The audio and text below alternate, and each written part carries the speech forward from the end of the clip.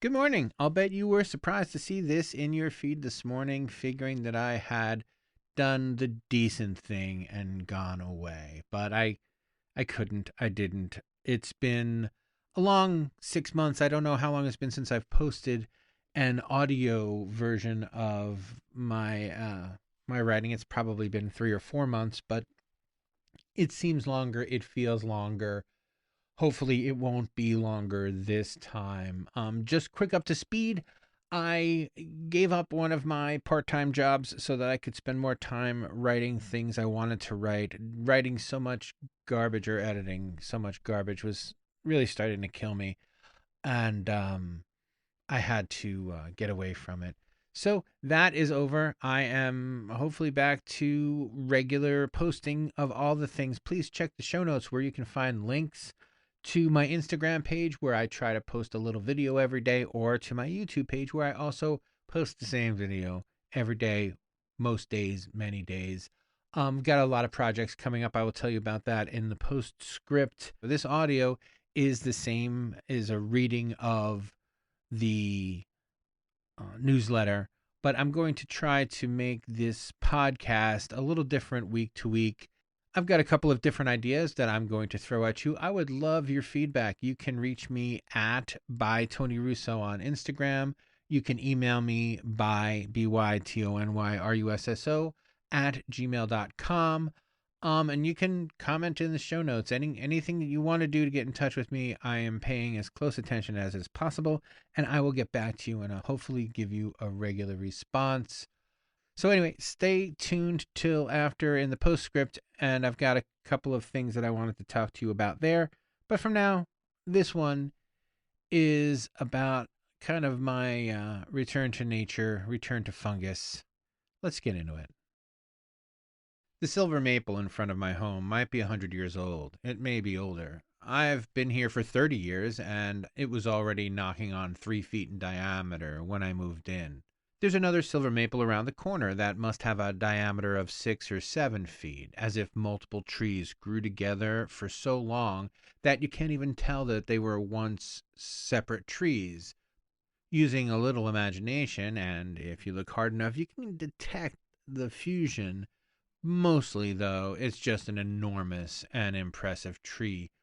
I've always been jealous of people who can identify trees. Put a gun at my head, and I could rattle off maybe 20 or 30 different tree names, but I can identify far fewer by sight, and only two really, maple and oak, by looking at leaves. And maple and oak, I mean, the odds are pretty good in the Northeast that you're going to be right if you guessed maple and oak. Bird calls and tree names top the list of things I'll probably never get to learn. They're 2 or 3 slots too far down my to do list to devote any real time to memorizing, but I try to take note of them when I can. It's been more than 20 years since my neighbor Keith, who's a professional tree guy, told me the one outside my front door was a silver maple and showed me how to tell. It isn't as if the silver maple is tough to identify, but knowing the details of both an easy and a difficult to identify anything is part of being an expert. Keith had stopped to chat. He has this preternatural ability to stop only when it's mutually convenient, and he never tarries. He moves on when the conversation is over. Knowing he was a tree guy, I just asked him about the tree in my front yard. I had to write a journal for my environmental ethics class and was stuck for something to say. The only thing I despised more than forced journaling at the time was environmental ethics, and for the same reason. They were both trite and excruciating. I was learning the hard way about class and professor selection as a 30-something undergraduate. This philosophy class bordered on cartoonish because no matter what you said, no matter how stupid or no matter how insightful, it was the same. And the journaling assignment wasn't even to journal. Instead, we were to, quote, go out in nature, whatever nature means to you, and note your observations and or feelings. If it's a poem, that's fine too, unquote. Christ, more than 2 decades later, I still cringe at the thought. If I wasn't a single father then, I was about to be, and finding time between work and kids to get out in real nature had proven difficult that first week. And so I had to go with the whatever nature means to you approach, which I hated. Let me just take a second to clarify that I believed then and now that there's not a nature out there. People are natural things, and by definition, what they do is natural. But for clarity and sanity here, I'm going to take nature to mean open green space. So, what nature meant to me that day was how little I understood what I was looking at. How could I go out into nature when I didn't even know the name of the tree in my front yard? The story was good for 500 words, and it set the tone for the rest of the journaling that I would do. I remember almost nothing else from the class beyond the fact that it revived my decades old interest in Thoreau, actually, just in Walden. I was in college where, as my friends on the right keep discovering to their shock and horror, students trade American educational apocrypha for actual knowledge. So I wasn't as sparkly eyed over Walden as I had been in high school. Still, the book was my introduction to the idea that there are epiphanies waiting for us in nature. Since environmental ethics was an all A's, no wrong answers class, I used the opportunity to get reacquainted with transcendental thinking, letting nature teach me how to be more natural as a creature. Observing trees and grass long enough that birds and bugs eventually appeared as if in a magic eye picture reminded me that we're all pointlessly scuttling around with no proper sense of why. I honestly can't remember one word of the garbage I wrote for the journal.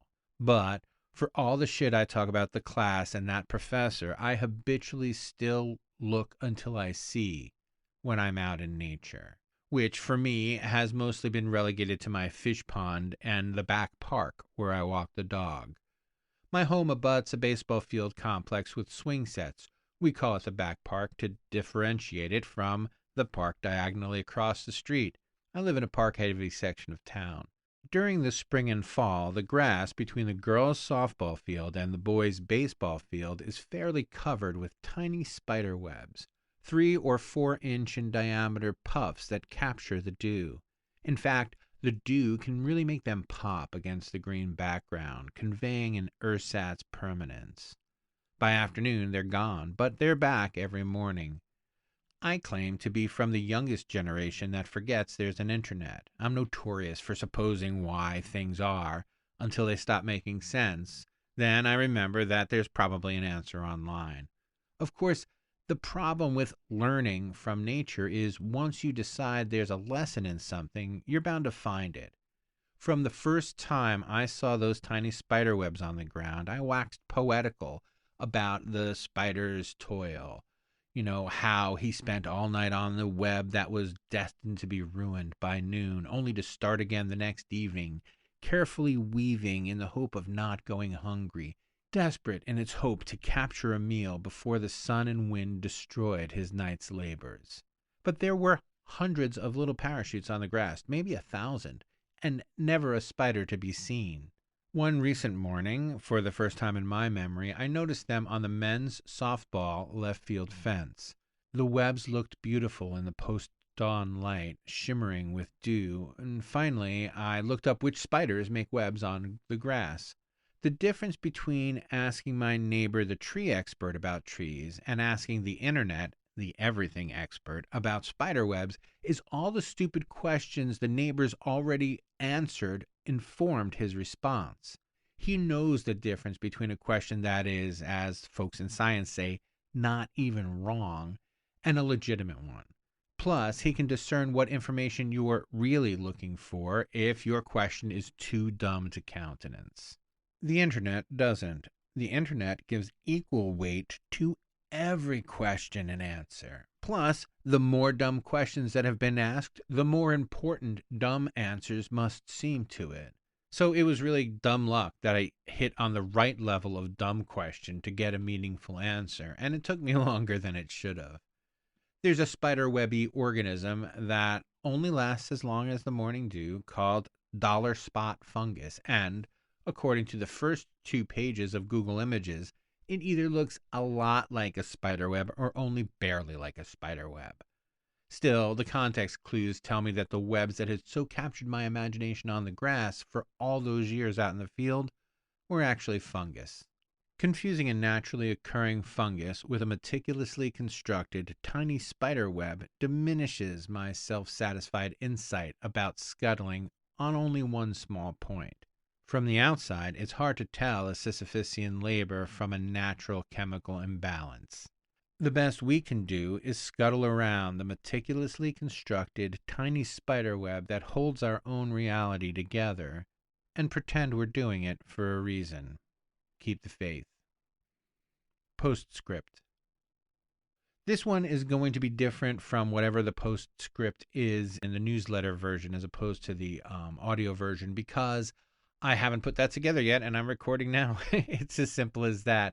Just real quick, I am back. I'm going to try to do this more often. I want to just bring you guys up to date on some of the things that are going on. I do a weekly video of funeral news that there'll be a link to the show notes in. If you're interested in it, if you're a YouTuber,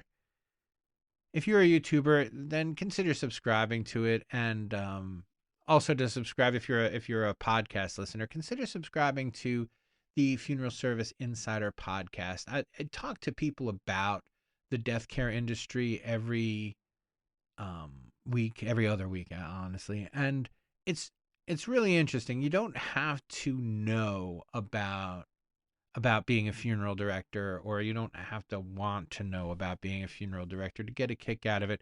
There's lots of stuff in there for everybody. So anyway, if it's something you're interested in, actually take a listen. I'll bet it is something you're interested in. The next one that's going to come out is about a guy who's been trying to open a natural burial ground for like 3 years, and he's been fighting the town over it. And then the one after that is with a mortician that calls herself the Mary Poppins of mortuaries, or the mortuary Mary Poppins or something. So they should be pretty cool to listen to. So I really have to recommend that. Also, I have started a big project for January that I want you to keep your ears out for. If you are not a subscriber to the Return to Senders section of By Tony Russo, you can, again, link in the show notes, subscribe to that separately because I don't really send that out. But I'm going to, in January, release a project I've been working on a little bit of time that has to do with the Return to Sender project, with my stupid postcard thing.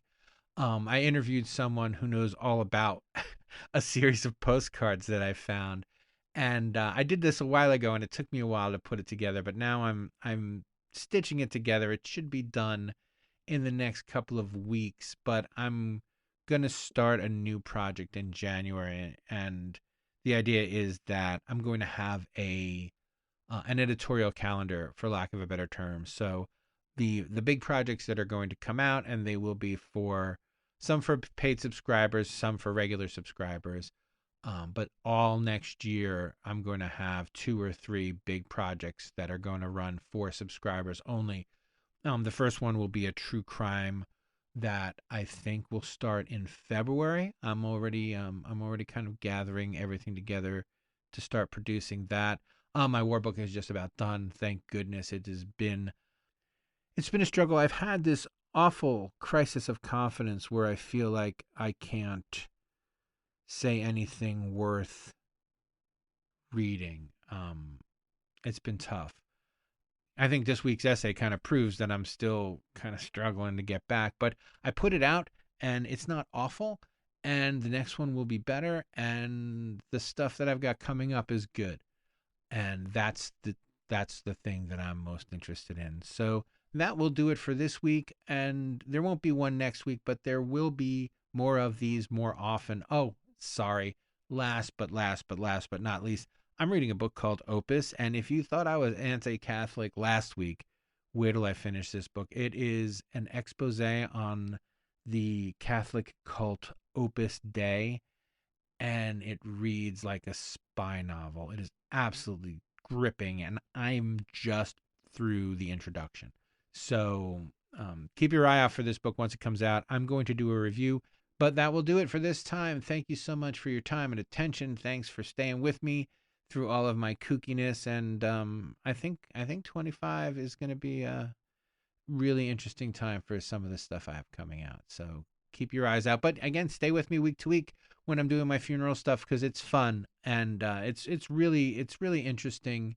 Even if you are not in the business, it's really there's all sorts of cool stuff that it's fun to know. All right, we'll catch you next time.